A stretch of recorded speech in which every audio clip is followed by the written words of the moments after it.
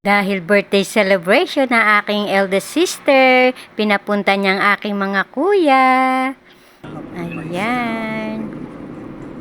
Pasyal sa Marikina para makiselebrate sa birthday ng aking ate, Neboy.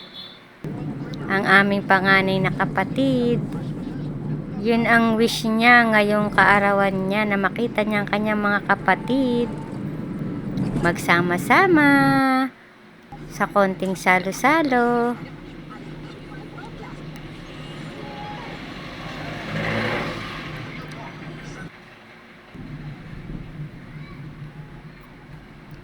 Pinaghanda siya ng kanyang apo sa kanyang kaarawan at kami ay inimbita para magkasama-sama kaming magkakapatid sa Marikina.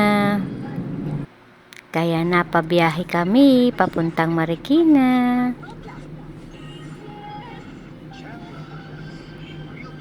Salamat kay Midel, ang aking pamangkin, at pinagbigyan niya kaming ipag-drive. Ayan, malapit na kami.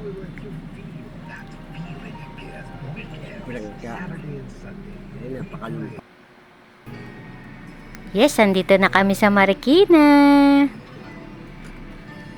Salamat sa magandang panahon.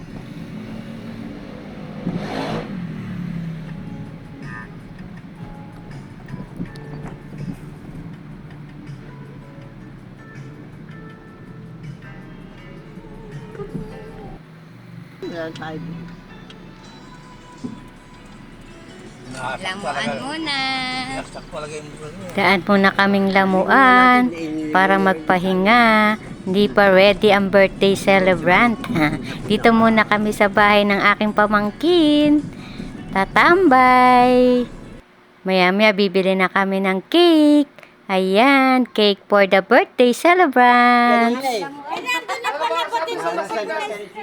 Ayan, si Aiko, ang anak ng birthday celebrant.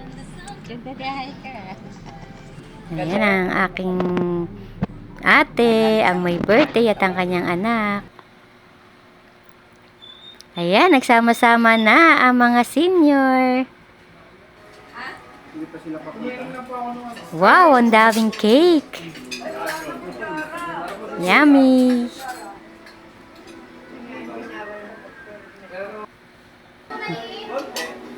Yes, kain na.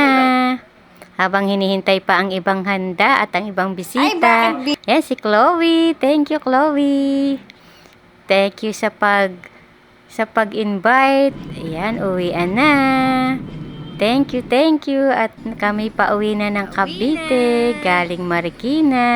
City na dyan, di ba? Thanks for watching, guys.